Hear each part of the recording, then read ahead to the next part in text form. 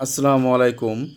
আমি Mohaddes Hossain India West Bengal মুর্শিদাবাদের ডোমকল থানা থেকে বলছি। আমি বাংলাদেশের সেফ মেডিসিন ক্লিনিক্যাল ডার্মাটোলজি এবং স্কিন কেয়ার কোর্সটি কমপ্লিট করেছি। আমাদের স্যার হৃদয় স্যার কোর্সটি করিয়েছেন খুব সুন্দরভাবে আহ, খুব সুন্দরভাবে বুঝিয়েছেন, যার ফলে আমি খুব উপকৃত হয়েছি। আজকে আমি যে বিষয়টা নিয়ে আলোচনা করব সেটি হলো হেয়ার ফল। হেয়ার ফল এটি একটি অটো ইমিউন রোগ, যেখানে শরীরের ইমিউন সিস্টেম ভুল করে চুলের রুট হেয়ার ফলিকল আক্রমণ করে। এর ফলে মাথা বা দাড়িতে গোল গোল করে হঠাৎ চুল পড়ে যায়। এটি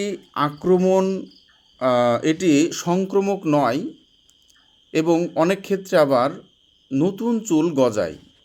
হেয়ার ফলের কারণ পুষ্টির অভাব, যেমন vitamin D, iron, zinc, বায়োটিন, protein, এইসব যদি কমে যায় বা যদি আমরা গ্রহণ না করতে পারি, সেক্ষেত্রেও হেয়ার ফল হতে পারে।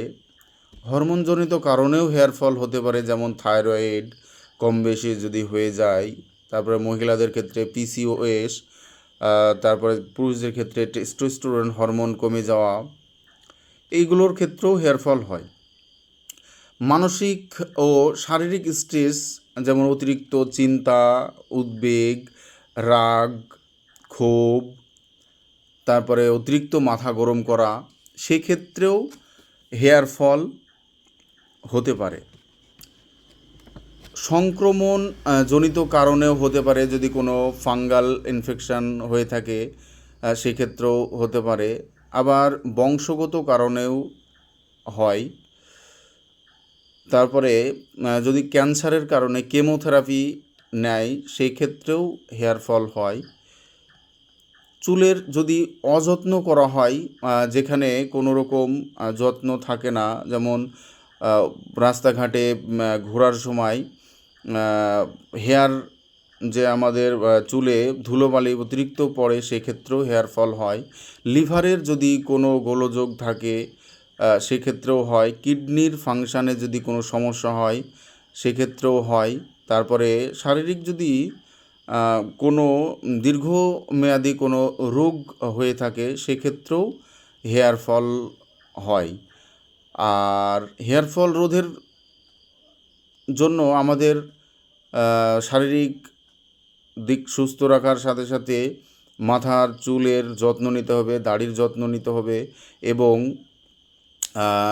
সুষম খাদ্য গ্রহণ করতে হবে। তাহলে হেয়ার ফল থেকে অনেকটাই রোধ করা যাবে।